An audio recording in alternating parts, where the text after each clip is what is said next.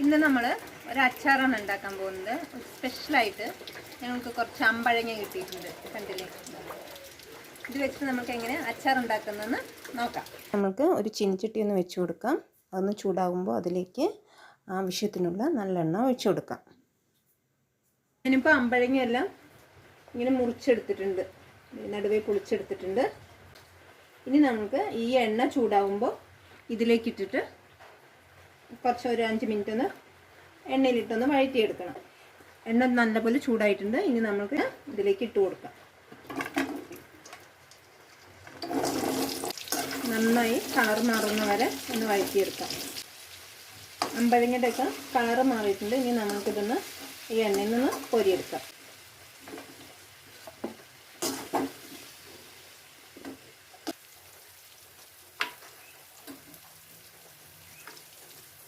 നമുക്ക് ഇനി ഈ എണ്ണയിലേക്ക് തന്നെ കുറച്ച് കടുക് ഇട്ട് കൊടുക്കാം. കടുക് നന്നായി പൊട്ടിയിട്ടുണ്ട്. ഇനി നമുക്കിതിലേക്ക് ആവശ്യത്തിനുള്ള ഇഞ്ചി ചെറുതായി മുറിച്ചതാണ്, അത് ചേർക്കാം. ഇഞ്ചി ഇട്ടിട്ട് നന്നായി ഒന്ന് വഴറ്റിയെടുക്കണം. ഇഞ്ചിയുടെയും പച്ചമണമൊക്കെ ഒന്ന് മാറുന്ന വരെ നന്നായി വഴറ്റിയെടുക്കണം. ഇനി നമുക്ക് കുറച്ച് വെളുത്തുള്ളിയും ചെറുതായി മുറിച്ചിട്ടുണ്ട്, അതും കൂടെ ചേർക്കാം. ഇത് രണ്ടും കൂടെ വീണ്ടും നന്നായി ഒന്ന് വഴറ്റാം. ഇഞ്ചിയും വെളുത്തുള്ളിയുടെയൊക്കെ പച്ചമണം മാറുന്നവരെ നന്നായി വഴറ്റിയതിന് ശേഷം നമുക്കിനി ഇതിലേക്ക് കറിവേപ്പില ചേർക്കാം.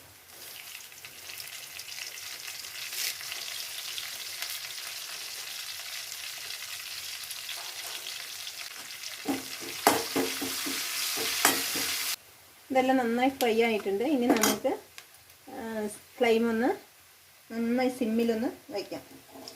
ഇതിന് ശേഷം ഇനി നമുക്കിതിലേക്ക് പൊടികൾ ചേർക്കാം. കാശ്മീരി ചില്ലി പൗഡറും എരിവിന് ആവശ്യത്തിനുള്ള എരിവുള്ള മുളക് പൊടിയും ഒരു നുള്ള് മഞ്ഞൾപ്പൊടിയും കൂടെ ചേർക്കാം. ഉലുവ വറുത്ത് പൊടിച്ചതാണ്. ഉലുവയും കായത്തിൻ്റെ പൊടിയും കൂടിയിട്ടുള്ളതാണിത്. ഇതും കൂടെ ഇതിലേക്ക് ചേർക്കാം. 3 സ്പൂൺ വിനാഗിരി ചേർക്കാം. ഒന്ന് തിളക്കട്ടെ. വിനാഗിരിയൊക്കെ ഒഴിച്ചിട്ട് ഇത് ഒന്ന് തിളക്കട്ടെ. വിനാഗിരിയൊക്കെ ഒഴിച്ചിട്ട് തിളച്ചതിന് ശേഷം എണ്ണയൊക്കെ നന്നായി തെളിഞ്ഞ് വന്നിട്ടുണ്ട് മേലെ. നമുക്ക് സ്റ്റവ് ഒന്ന് ഓഫ് ചെയ്യാം. അതിനുശേഷം ഇതിലേക്ക് ആവശ്യത്തിനുള്ള ഉപ്പ് ചേർക്കാം. ഇതൊന്ന് മിക്സ് ചെയ്യാം. ഈ അമ്പഴങ്ങ ചേർക്കാം. നന്നായി മിക്സ് ചെയ്യാം. നമ്മുടെ അമ്പഴങ്ങ അച്ചാർ റെഡി ആയിട്ടുണ്ട്. നല്ല ടേസ്റ്റിയായ അമ്പഴങ്ങ അച്ചാർ. അപ്പോൾ നിങ്ങൾക്ക് അമ്പഴങ്ങ എവിടെയെങ്കിലും കിട്ടുകയാണെങ്കിൽ ഒന്ന് ട്രൈ ചെയ്ത് നോക്കണേ. ഇങ്ങനെ നല്ല ടേസ്റ്റിയാണ്.